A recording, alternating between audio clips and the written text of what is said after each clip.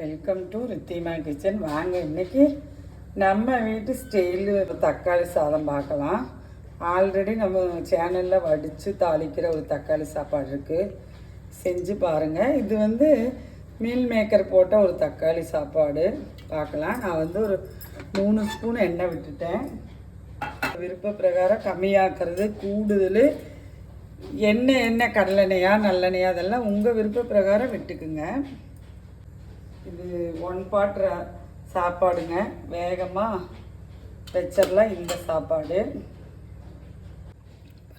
சின்ன சின்னதாக 2 பிரிஞ்சீரை எடுத்திருக்கேன், ஒரு கல்பாசி, 1 ஸ்பூன் சோம்பு, இவ்வளவு பட்டை எடுத்திருக்கேன். இதில் கிராம்பு போடுறது கிடையாது நம்ம வீட்டில், அது போடலை.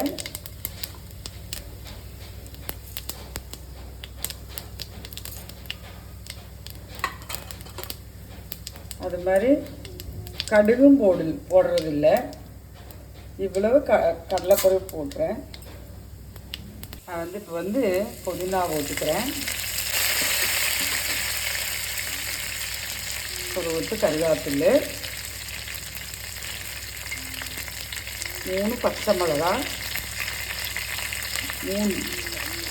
ஒரு 5 பச்சை மிளகா போட்டிருக்கேன். காரம் கம்மியாக இருக்கிறதுனால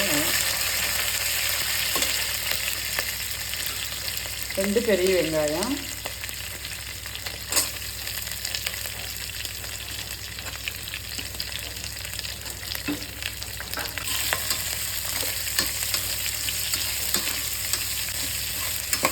தக்காளி சாப்பாடு நிறைய வெரைட்டியாக வைக்கலாம். அது மாதிரி மீன் வைக்கிற பிரியாணியும் நம்ம பிரியாணி வைக்கிற வரை நிறைய இதாக வைக்கலாம்.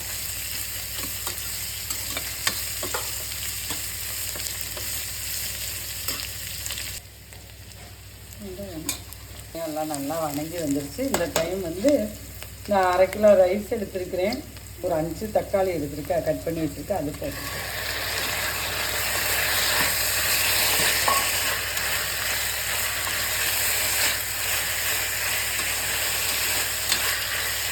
பாருங்கள். நான் இந்த டைம் உப்பு ஊற்றிக்கிறேன். எனக்கு தக்காளி நல்லா உடஞ்சி வந்துடும் சீக்கிரமாக.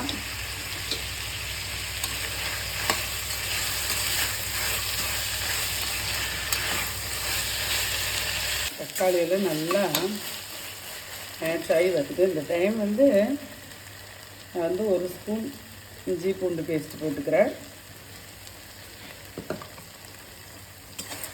போட்டு நல்லா வணக்கி விட்டுட்டு எண்ணெய் உங்களுக்கு எண்ணெய் கூடுதல் ஊற்றிக்கலாம், கம்மியும் பண்ணிக்கலாம்.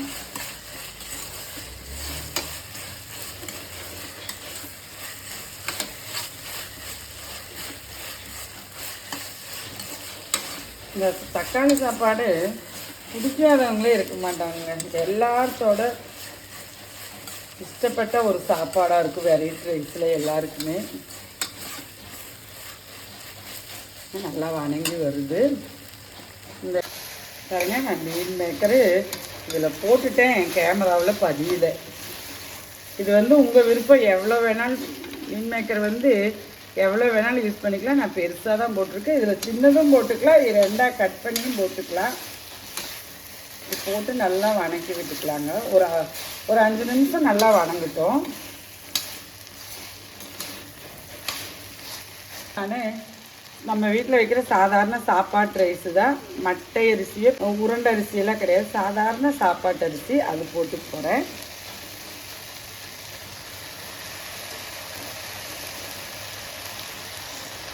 இப்போ சொன்னதெல்லாம் 1/2 கிலோ அளவு. மீன் மேக்கர் மாத்திரம் உங்கள் விருப்பம், எவ்வளோ வேணாலும் போட்டுக்கலாம்.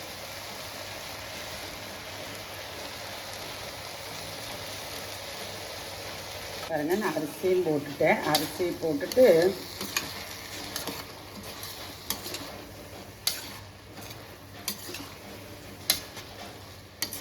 நல்லா கட்டி விட்டு போகிறேன். இந்த டைம் நான் மிளகா போட்டிருக்கேன். அதில் காரத்துக்கு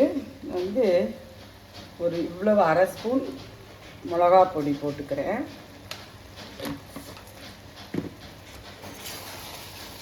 நீங்கள் அதெல்லாம் உங்கள் வீட்டு காரத்துக்கு தகுந்த போல் செஞ்சுக்குங்க.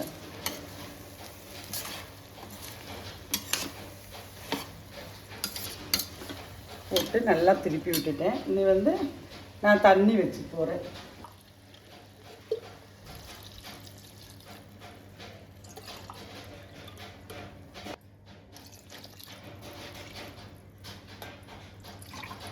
தண்ணி வந்து நீங்கள் எந்த கிளாஸில் எடுக்கிறீங்களோ 2 மடங்கு நீங்கள் தண்ணி வச்சுருங்க.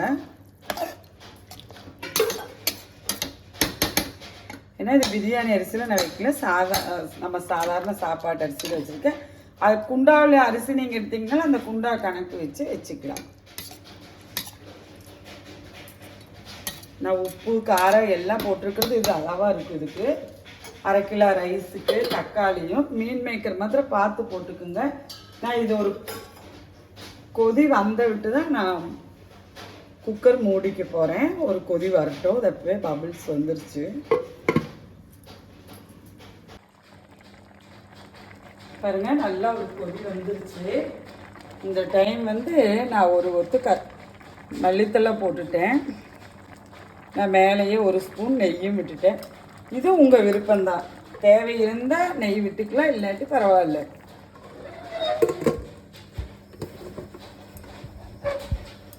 பாருங்கள், எனக்கு வந்து நான் ஆல்ரெடி ஒரு காபாகம் எனக்கு அரிசி காபாக ரைஸ் வெந்திருக்குது. எனக்கு இந்த நம்ம குக்கரோட இதுக்கு வந்து 2 விசில் போதுமான அளவு. பார்க்கலாம். சாப்பாடு நம்மளுக்கு விசில் அடங்கிடுச்சு.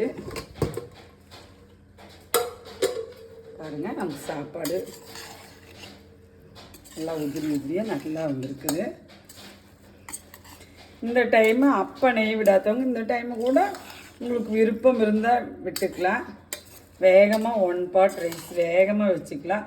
குழந்தைங்க தக்காளி சாப்பிடணும்னு சாப்பிடாமே இருக்க மாட்டாங்க. மீல் மேக்கர் போட்டிருக்கிறதுனால கண்டிப்பாக செஞ்சு பாருங்கள். வாங்க நம்ம வீட்டில் சாப்பிடலாம். நன்றி, வணக்கம்.